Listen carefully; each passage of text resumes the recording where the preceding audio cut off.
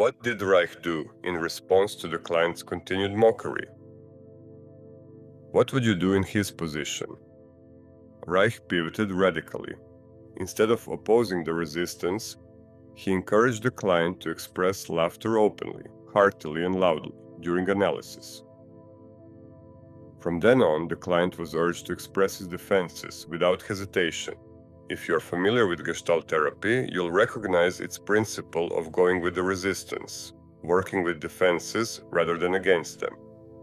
This principle originated here with Reich. He did precisely that. Instead of opposing the client's resistant character structure, he invited its full expression. In doing so, he forced the client to own it. Now, to continue. Reich advanced further, suggesting that the client's distrust likely stemmed from childhood fear. He interpreted the early aggression as provocation, testing how far he could push Reich and what the relationship could bear. This struck the client deeply, but he quickly regained composure, resuming his mockery of both analysis and analyst. Therapy reached an impasse. The client clung to his habitual smile as stubbornly as Reich clung to interpretation. Reich intensified, insisting more forcefully and linking the smile directly to infantile fear. He clarified that the client feared analysis precisely because it threatened to awaken unresolved childhood conflicts. He continued, "While these fears only grazed the surface, the client believed he had mastered them through smiling." Reich then voiced interest in exploring the mother relationship, suspecting emotions beyond fear. For the first time, serious and without smile, the client described his mother's lovelessness. He recalled how she had once even stabbed him with a knife for misbehaving.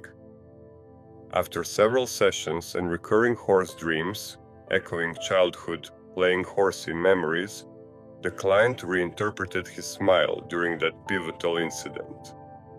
He now saw it not as a simple sneer, but as an attempt to diffuse his mother's anger, fearing her reprimand. This brought him closer to Reich's long-standing interpretation. Reich posited that the smile's function had evolved across the client's life. Initially, it appeased his mother. Later, it managed inner fear.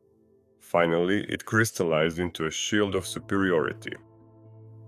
With the smile's power broken, the client confronted a deeper truth. Over sessions, he traced how it had walled off childhood misery. Its core meaning surfaced. "Nothing can harm me. I am immune." Later, a dream exposed his deepest terror, fears of being abandoned by his mother. He dreamed of walking through a town resembling his childhood home before age 4, accompanied by a Reich-like figure. The streets were deathly deserted. He woke startled, consumed by terror. For the first time, he engaged a dream without irony or smiling, connecting its emotions to childhood abandonment fear. Although occasional interruptions occurred due to lingering character resistance, once his narcissistic defenses were broken, the therapy progressed without major difficulties. A period of deep depression followed, but it eventually subsided with time. And with that, his character analysis was over.